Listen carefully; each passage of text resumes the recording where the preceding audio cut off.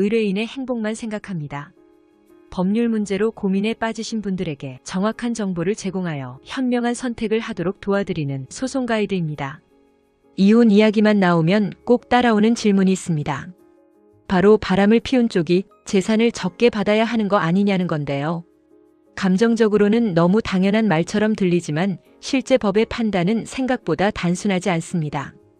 이 부분에서 많은 분들이 억울해하고 또 오해도 많이 하시는 것 같습니다. 우선 법에서는 이혼할 때 돈 문제를 두 가지로 나눠서 봅니다. 하나는 부부가 함께 만든 재산을 어떻게 나눌지에 대한 문제이고 다른 하나는 잘못한 사람에게 책임을 묻는 위자료 문제입니다. 이 둘은 완전히 다른 기준으로 판단됩니다.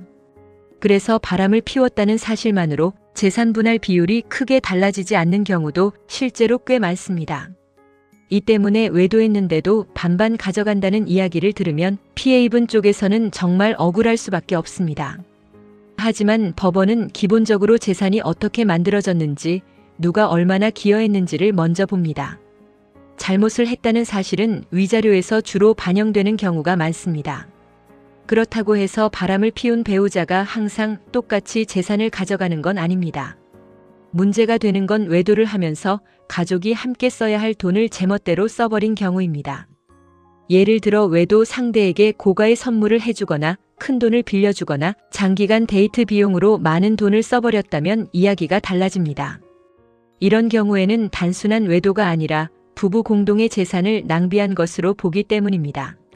실제로 판결을 보면 원래는 반반 나누려던 재산이 한쪽이 외도 과정에서 과도한 지출을 한 사실이 드러나면서 그 비율이 줄어든 사례들이 있습니다.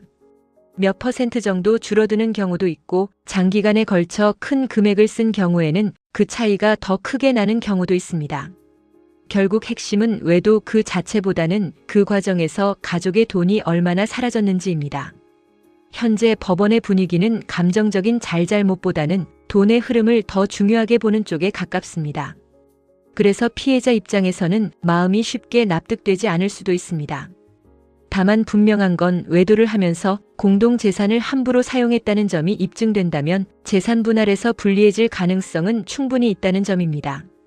이혼을 앞두고 재산 문제로 고민하고 계시다면 단순히 바람을 피웠다는 사실만 생각하기보다는 실제로 돈이 어떻게 쓰였는지 차분히 정리해 보시는 게 중요합니다.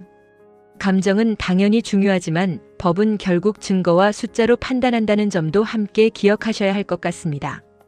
소송 가이드는 법률적으로 문제가 될 수 있는 부분에 관해 상세히 설명을 드리고 그 해결책에 관하여 근거 법령 및 관련 법령을 제시하는 길잡이를 해드립니다. 항상 노력하는 자세로 의뢰인의 이익을 최우선하는 모습을 보여드리겠습니다.